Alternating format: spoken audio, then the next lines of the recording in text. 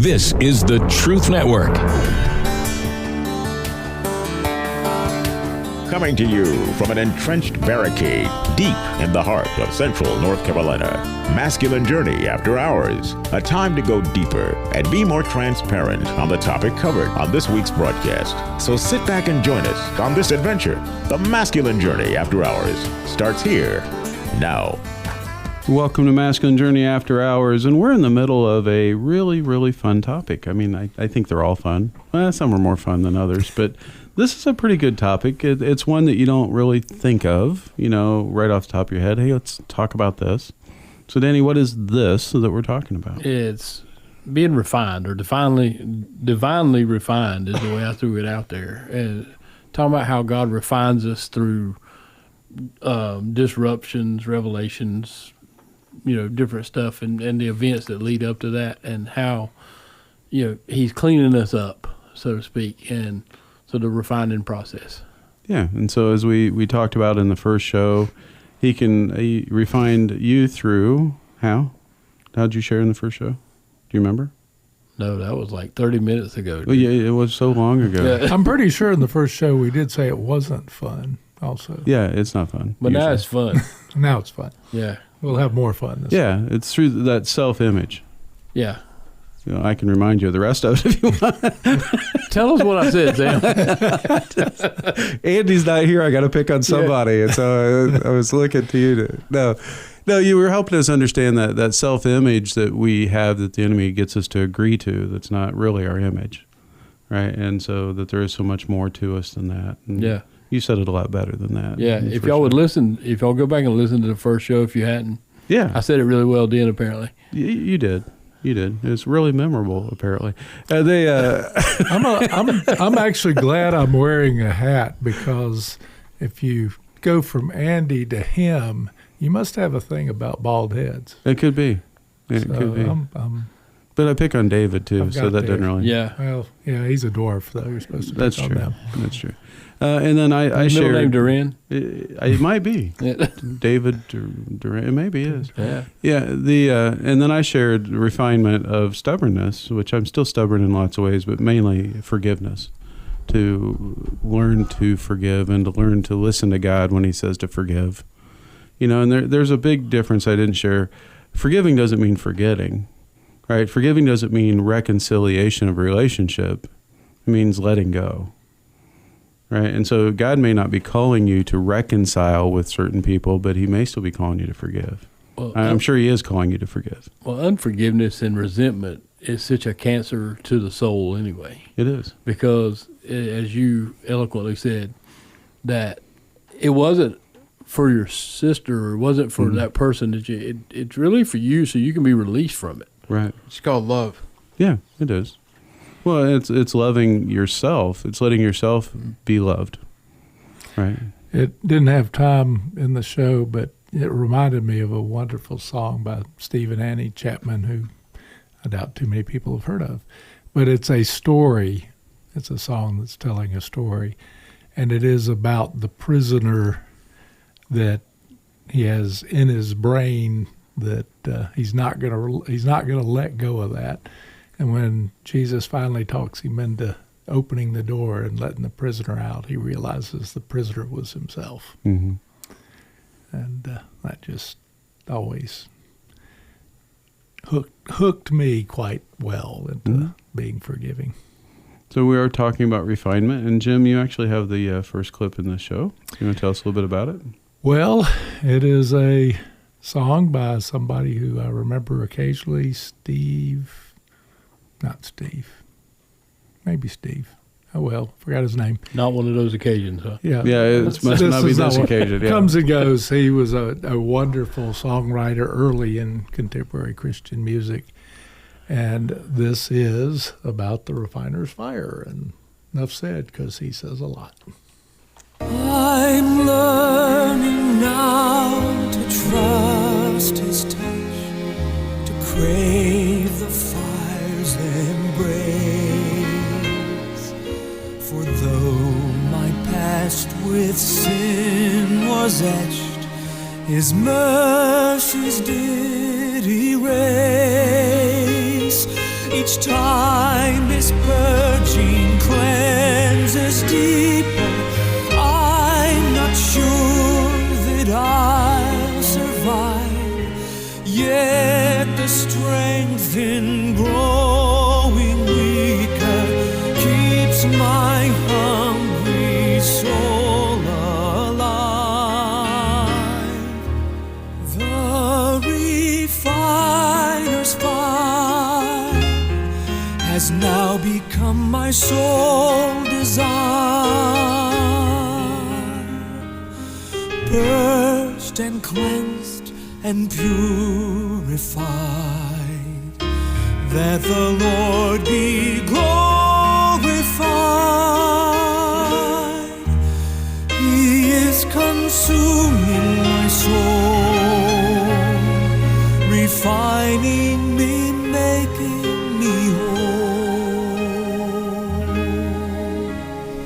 No matter what I may lose, I choose the refiner's fire.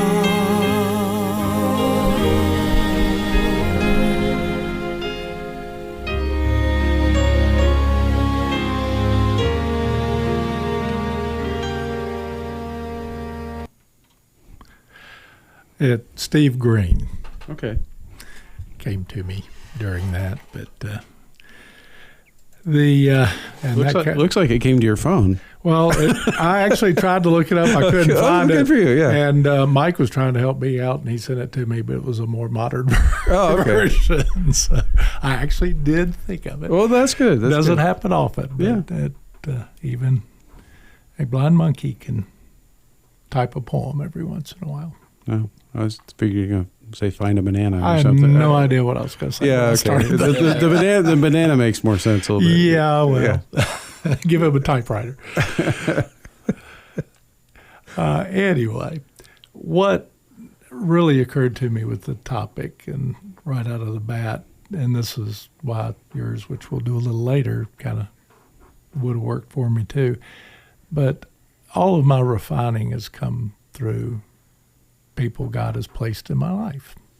And the first big one was my dad. He was a godly man. He was a dentist, but at his funeral, there were literally hundreds of people that came to the visitation whose lives he had impacted and made a difference in, and they wanted to come pay their respects. And I knew I had a great dad, but something about hearing it from many others made it true. And he led well, but it was never really oppressive. And sort of like God, I loved him so much I didn't want to disappoint him. I did fairly regularly, just like God, but that was part of my initial refinement. And the next person that had a big impact, it's kind of funny, I was raised Presbyterian, and two of the people on staff were doctors, but the older guy was a reverend. And at that time I said, well, reverend must be better than doctor. But he had a lot to do with the youth. And the friend I mentioned that I lost between junior high school and high school, it was my best friend. And he was the kind of guy, a lot of people said he's my best friend. But Steve and I worked for a year with Reverend Topping doing our God and Country Award in Boy Scouts. And that was the first time I ever really got things I had to memorize in the Bible. And it included all of the books. And I have next to no memory, has probably been realized here to some extent even tonight. But there was so much wisdom that he passed on to both of us, and that part of the journey was early and important.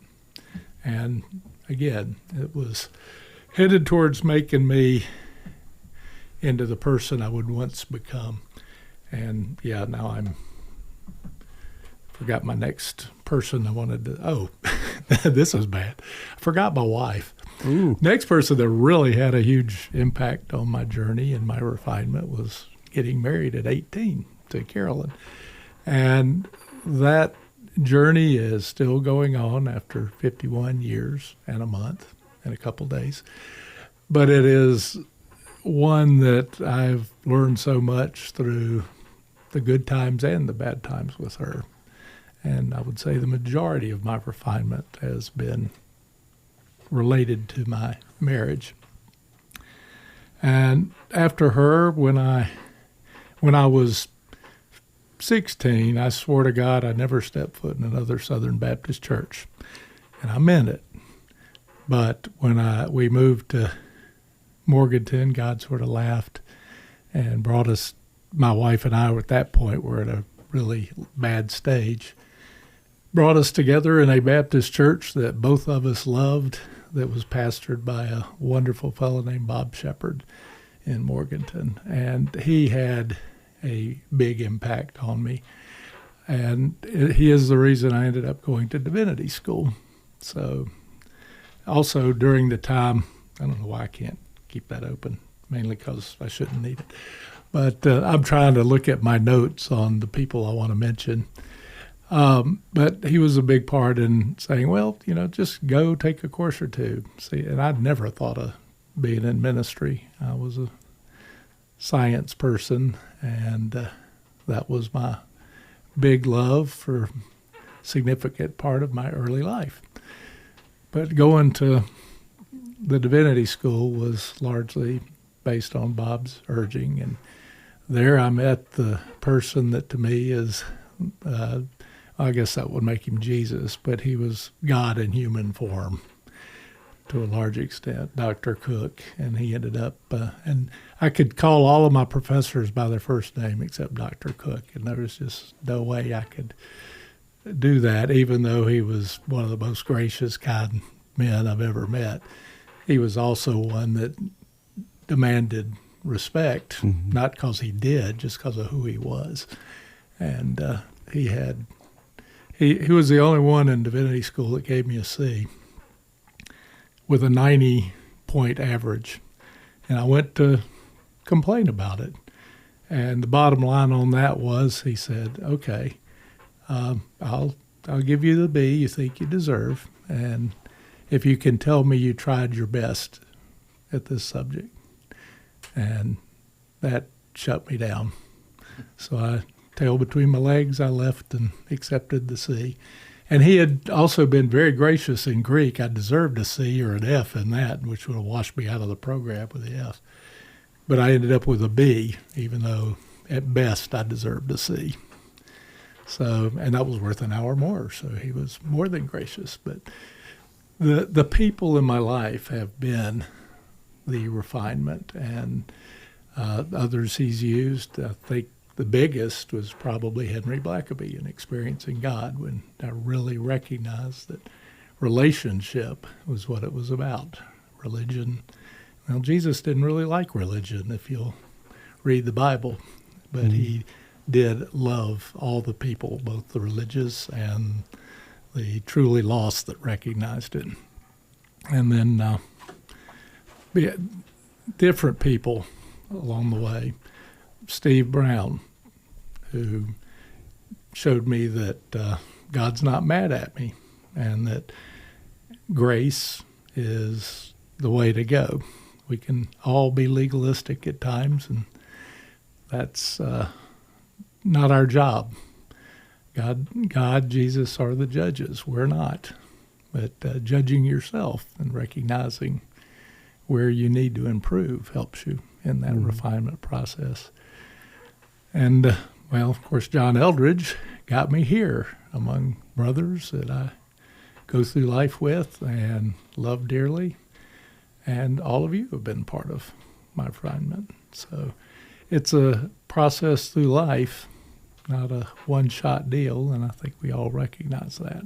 But yeah, the journey has been wonderful, and like I said, I've got a health journey that I'll be here next week, but after that, it'll be a few weeks of recovery from having my heart worked on. And I'm actually in a good place with that because of all the other things he's done in my life and seen me through. It's good. Well, thank you, Jim. Grant, did you want to share a little bit about some of your journey? Go ahead and pull the microphone over to you. Yes. One thing I recognize is on Isaiah 48:10 says, "Behold, I ever find you, not as silver. I've tied you in the furnace of affliction." Mm-hmm. And I definitely, I believe I agree with that. Mm-hmm. From my bad accident beforehand, I was a worldly type person, and afterwards, he's definitely helped me. Mm-hmm. You say it was 3 years it took you to learn to talk? Yes. Wow. And walk and everything else. Yeah. That's a lot. Yeah, you definitely came through the affliction part. Yeah. Because of that, this partial reason, my speech is a little off. Yeah. Well, you do really well with it. I won't say anything about the memory. Well, I think it affects us all, especially as we get older, the memory part. Well, we get down to a clip that I'm going to be as surprised about it as you are. This clip comes from The Lord of the Rings, and it's from the very first movie, The Fellowship of the Ring. And it's one of the key scenes, that you see and you hear about. But God gave me this clip, and now I can't remember why God gave me this clip. And so we will talk about this clip. I'm not sure where we'll go with it, but God does. Clip? We'll probably talk about Sam some too. Right? Well, that's fine. That's fine. Community clip. So memory, affects us all at some point. I should have wrote it down, but this is from Lord of the Rings, and we'll figure out why I picked it later. So here we go. I will take the ring to Mordor.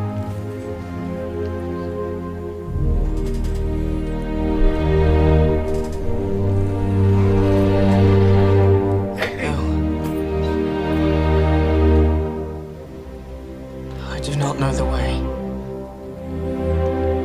I will help you bear this burden, Frodo Baggins, as long as it is yours to bear. If by my life or death I can protect you, I will. You have my sword. And you have my bow. And my axe.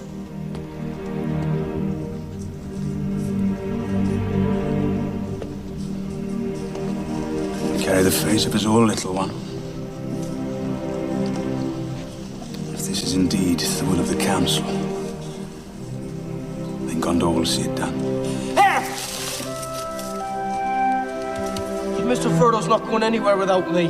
No, indeed, it is hardly possible to separate you, even when he is summoned to a secret council, and you are not. Wait! We're coming too! We'll have to send us home tied up in a sack to stop it. Anyway, you need people of intelligence on this sort of mission. Quest. Thing. Well, that rules you out, then. 9 companions. So be it. You shall be the Fellowship of the Ring. Right. Where are we going? Well, I was hoping by playing it again I'd remember why why I did. I know why you did it. Go ahead, Harold. Please help me. Well, I don't have big hairy feet, and I do wear shoes, but I identify with the hobbits. Yeah, possibly, and, yes. And I love it when the little guy wins. And so the part that really attracts me to that is that you got all these heroes around, and here's the least likely person that steps up and says, "I'll take the ring."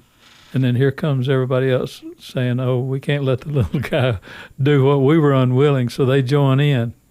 And so I just love that part of it.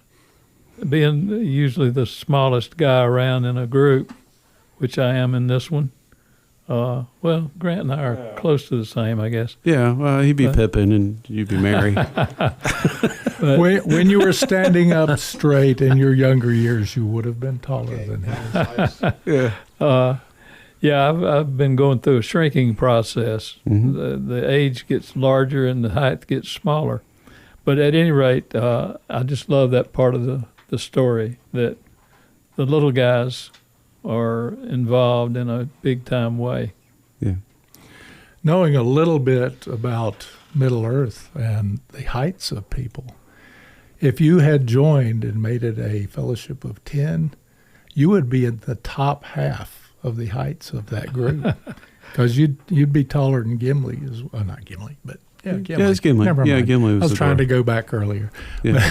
So my issue is in choosing the population in which I live. The people you hang out with. Yeah, you're in the land of making you giants. feel small. Yeah, you're in the land of giants. I actually do remember why I picked that clip now. Right.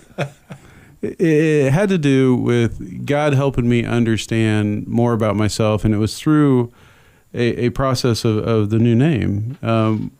Over the time, one of the talks we do at boot camp is the new name talk, where God has a name that's new to you, but it's not new to him. He's always called you that or always felt that about you.